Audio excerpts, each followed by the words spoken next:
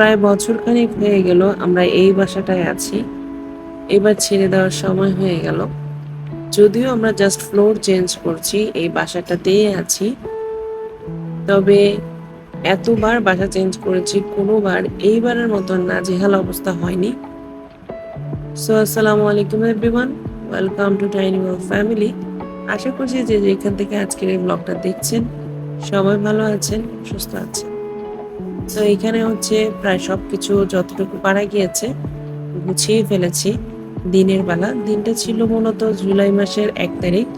তো এখন হচ্ছে আমি বাচ্চাদের রুমটাতে যতটুকু পেরেছি খালি করে, এখানে যেই আলমারিটাও আস্তে আস্তে খালি করতে হতো। সবার আগে আমার চিন্তা ছিল কাচের জিনিস নিয়ে, কারণ কাচের জিনিসগুলো কার্টুনে নিলে বা কোনো কিছুতে নিলে এনিহাও যদি আমার গোছাতে দেরি হয়, তার মধ্যে আমার বাচ্চারা, বিশেষ করে আমার ছোটজন কিন্তু সবগুলো একদম যে কোনো সময় খেলার জন্য বিশেষ করে নিয়ে যাবে, অন্য কিছু না, তখন হয়তো ভেঙে দুর্ঘটনা করতে পারে। এই জন্য সবগুলো হচ্ছে আমি ড্রয়ারে নিয়ে নিয়েছি।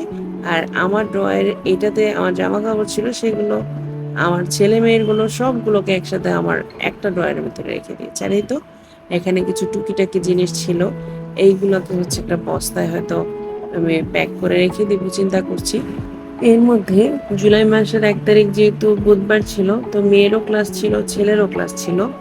তো মেয়ে আলহামদুলিল্লাহ সকালে উঠে স্কুলে গিয়েছে, স্কুল করে বাসায়ও এসেছে। সে এখন এই যে খেলাধুলা করতেছে, মানে সে তো খেলনা থেকেও বেশি আমার ঘরের যত জিনিস আছে সেগুলো দিয়ে খেলতে খুব পছন্দ করে। হয়তো এটা আমার মেয়ে না, শুধু সব বাচ্চাদের এই নিয়ম, তাই না? কিন্তু ছেলে আসলে আর স্কুলে যেতে পারেনি, কারণ হঠাৎ করে আমাদের ডিসিশন হয়েছে যে আমাদের এখনের মধ্যে সবকিছু গোছগাছ করতে হবে, খুলতে হবে এবং উপরে শিফট করতে হবে আর কি। তো সেই জন্য হচ্ছে আর সময় হয়ে ওঠেনি, সবকিছু বস্তায় ভরবো, প্যাক করবো, এরকম একটা চিন্তাধারা ছিল। এর মধ্যে অনেক অনেক ক্লান্তি লাগছিল, যেহেতু কারণ এই সব কিছু হঠাৎ করে, মানে আমি মেয়েকে স্কুল থেকে নিয়ে আসার পরেই নিচে যখন আমি বাসায় উঠছিলাম তখন ওর বাবার সাথে দেখা। তখন ওর বাবা জানালো যে আজকের মধ্যেই আসলে আমাদেরকে রুমটা ছেড়ে দিতে হবে, কারণ হচ্ছে নতুন ভাড়াটি এখানে উঠবে আর আমরা হচ্ছে উপরে শিফট করবো, উপরে যারা আছে তারা তার উপরে চলে যাবে, এরকম হচ্ছে অবস্থা আর কি। তো সেই জন্য হচ্ছে আমাকে ঝটপট সবকিছু করতে হচ্ছিল। তো হঠাৎ করেই বাসায় এসে সবকিছু শুনে আসলে মাথাটা কাজ করছিল না, যদিও তারপর যতটুকু পারা গিয়েছে আমি গুছিয়ে রেখেছি, মানে প্রায় ক্লান্ত অবস্থা। তো যাই হোক, একটু মনের ভিতরে টেনশনও কাজ করছিল যে আসলে কখন গোছাবো, কখন এই সবকিছু করবো। তো তার মধ্যে কিন্তু আমাদের রান্নাটাও আমি করতে পারিনি, ভাগ্যিস আগের দিনে রান্না ছিল, কিন্তু আর কাজ করতে পারিনি।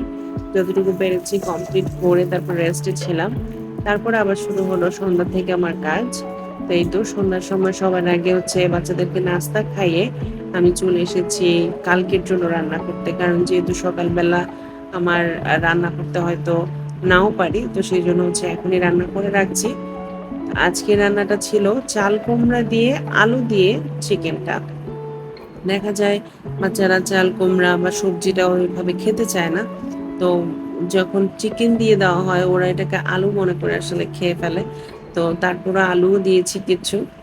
আপনাদের ভাই হচ্ছে ব্রয়লার মুরগিটা ভাজি করে দিলে তারপর যদি রান্না করে তাহলে খায়, উইদাউট ভাজি সে আবার খেতে চায় না।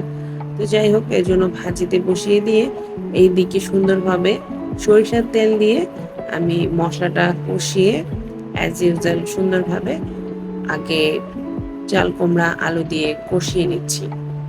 তো এখানে মূলত প্রথমেই দেখতে পেয়েছিলেন যে আমার আজকে ফেনা ধরে গিয়েছিল, কারণ আমার একটু তাড়া ছিল দেখে আমি ভালোভাবে তেলটাকে গরম হতে দেইনি, তার মধ্যেই পেঁয়াজটা ঢেলে দিয়েছি, যার কারণে একদম ফেনা ধরে গিয়েছিল।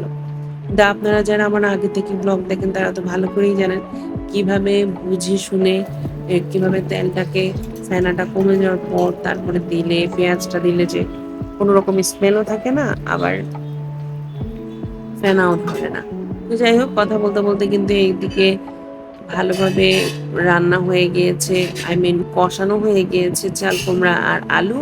আর পাশাপাশি হচ্ছে চিকেনটা যেটা ভাজা ছিল সেটাও দিয়ে আরেকবার কষিয়ে আমি পানি দিয়েই আর উপরে কিছুটা কাঁচামরিচ দিয়ে কিন্তু আমার রান্না কমপ্লিট।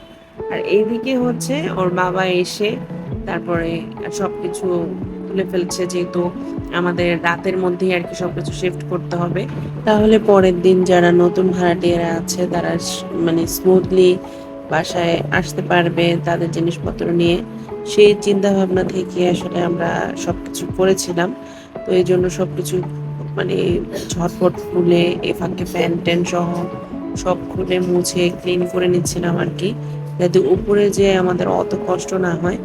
কিন্তু রাত 11টার পরে জানতে পারি যে আমাদের যে ফ্লোরে যাওয়ার কথা তারা কোনো কিছুই সরায়নি।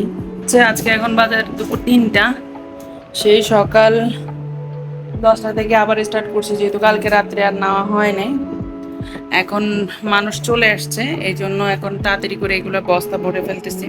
ভাবছিলাম যে হাতে হাতে করে নিয়ে নিয়ে রেখে তারপর আলমারি যখন ফিক্সড করে ফেলবো সাথে সাথে রেখে দেবো। আর এই যে এখন বস্তায় সবগুলো ভর্তি হইতেছে, 3টা বাজে, এখন পর্যন্ত সব গুছিয়ে উঠতে পারিনি। কালকে রাত্রে যদি আস্তে আস্তে নিয়ে যেতে পারতাম তাহলে বেশি ভালো লাগতো। তো এই হচ্ছে অবস্থা। যাই হোক, তারপরে আর কোনোভাবে ভিডিও করার অবস্থায় ছিলাম না।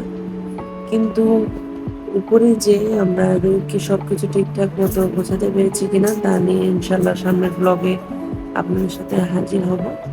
আজ এখানে বিদায় নিচ্ছি। সবাই ভালো থাকবেন, সুস্থ থাকবেন। আল্লাহ হাফিজ। আসসালামু আলাইকুম।